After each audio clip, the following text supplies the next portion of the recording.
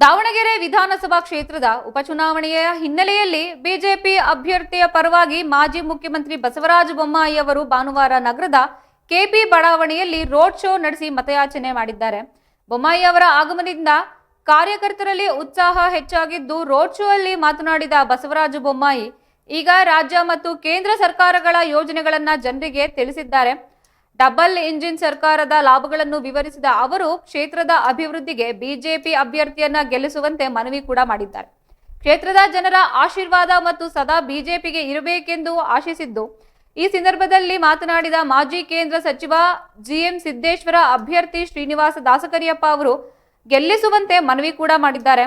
ಕ್ಷೇತ್ರದ ಅಭಿವೃದ್ಧಿಗೆ ಬಿಜೆಪಿ ಪಕ್ಷದ ಬದ್ಧವಾಗಿದೆ ಮತ್ತು ಜನಸಾಮಾನ್ಯ ಸಮಸ್ಯೆಗಳಿಗೆ ಪರಿಹಾರ ನೀಡಲು ಸಿದ್ಧವಾಗಿದೆ ಎಂದು ತಿಳಿಸಿದ್ದಾರೆ.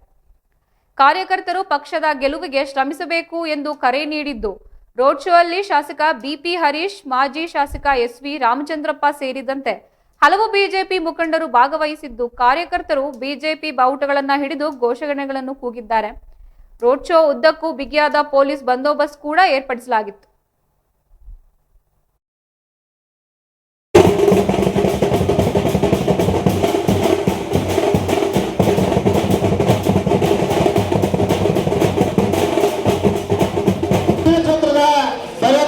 ಅಭಿವೃದ್ಧಿಗಾಗಿ ಮನದೊಟ್ಟು ಕರ್ಕಣಬದ್ಧರಾಗಿ ನಿಂತಿರುವ ದಾವಣಗೆರೆ ಕ್ಷೇತ್ರದ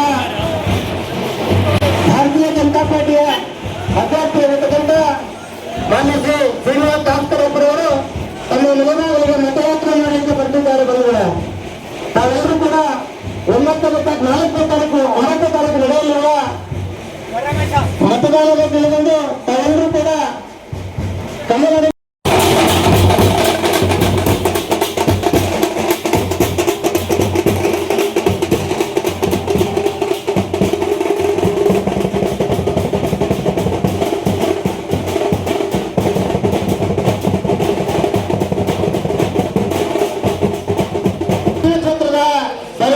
ಅಭಿವೃದ್ಧಿಗಾಗಿ ಮನದೊಟ್ಟು ಕರ್ಕಣಬದ್ಧರಾಗಿ ನಿಂತಿರುವ ದಾವಣಗೆರೆ ಕ್ಷೇತ್ರದ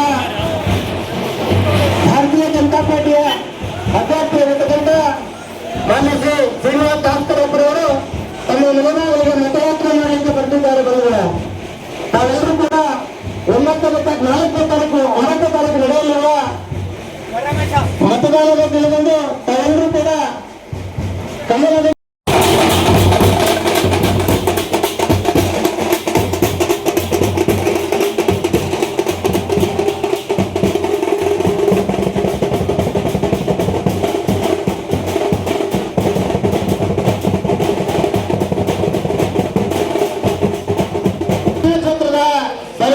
ಅಭಿವೃದ್ಧಿಗಾಗಿ ಮನದೊಟ್ಟು ಕರ್ಕಣಬದ್ಧರಾಗಿ ನಿಂತಿರುವ ದಾವಣಗೆರೆ ಕ್ಷೇತ್ರದ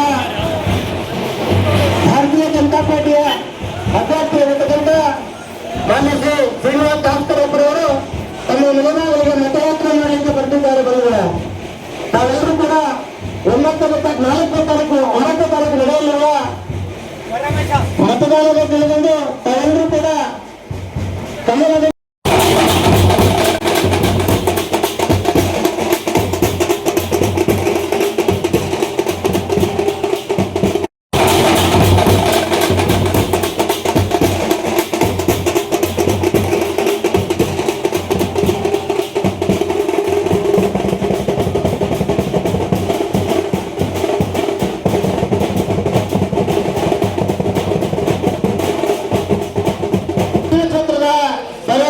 ಅಭಿವೃದ್ಧಿಗಾಗಿ ಮನದೊಟ್ಟು ಕರ್ಕಣಬದ್ಧರಾಗಿ ನಿಂತಿರುವ